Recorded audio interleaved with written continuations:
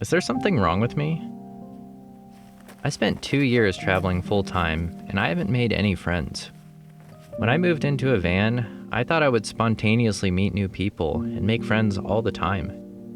I envisioned pulling up to a campsite, strangers waving me over to sit by the fire with them. These strangers would no doubt quickly become my new friends and travel companions on the road. We would caravan together, share meals together, go hiking together, and say tearful goodbyes after months of traveling. The reality is shockingly different. In fact, I have spent more time alone over the last few years than in any other period of my life.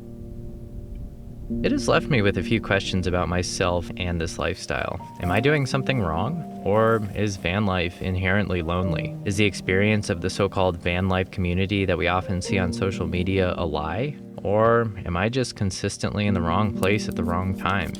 And the bigger question for me is this okay? We humans are social creatures. We need one another. And so, if I don't have any consistent in-person connections in my life, am I signing myself up for a lifetime of mental illness? Am I going to go crazy in this metal box that I've made into a home? Now, don't get me wrong. I've met a lot of people on the road. People approach me all the time at gas stations, grocery stores, and trailheads, ask me questions about my van and where I'm going. I've also met lots of other van lifers and RVers at rest areas and informal campgrounds. I've even crashed a few parties on the beach. But all of these connections have been fleeting. Sure, I've traded Instagram handles with a few dozen people, but we don't talk. They are just a name in my friends list. And I know that my experience is not universal. Some people really find their tribe out here, or at least it appears that they do on social media. So why haven't I? Well, I think for one thing, the expectation that spontaneous meetups lead to lasting connections is unreasonable. People like having routines and plans, and while it is easy to take a few hours to get to know someone, most people that I meet have a general trajectory. They have places they want to see and a timeline for when they want to get there. And as much as I want to think of myself as easygoing and flexible, I'm usually the same way. Be it a package I need to pick up or the changing seasons, there seems to always be some force moving me in a certain direction. And I've found these forces are surprisingly different for different people.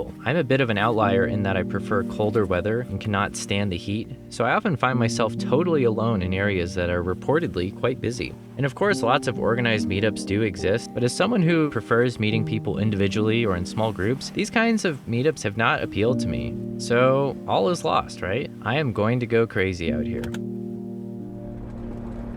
Well, actually not so. I found that van life has been a unique opportunity to reconnect with old friends. Autumn and I traveled together for months because we reconnected when I was living in a van. When I was working full-time, my scheduled days off were almost always different from Autumn's, so for years we didn't really talk or see each other. But giving up the consistency and safety of my old life gave me a new opportunity to be more flexible and prioritize the connections that I do have. When I was working, I would often feel too exhausted after work for even a phone call, and I know a lot of my friends feel the same way. So with both of us often unable to find the energy to connect, we fell out of touch. But now, I always have the time, because if I don't prioritize friendship, then what else do I have? So if you take anything from this, it's that you should reach out to people you haven't talked to in a while. It doesn't matter if it has been 15 or 30 years. Sure, sometimes people change and move on, but other times people lose touch for no good reason at all. Now, don't get me wrong, I'm still mostly a hermit out here living in this van, and the alone time is one of the main reasons that I know I don't want to live like this forever. But with the loneliness has come a greater understanding of myself. You can only spend so much time distracting yourself with social media and TV before you get bored. And when that happens out here in the middle of nowhere, there's not much else to do but pull out your journal, take a walk,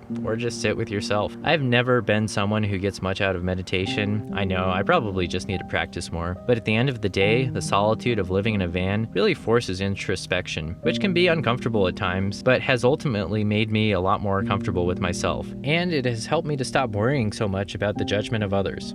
At any rate, it's lonely out here, so don't be a stranger.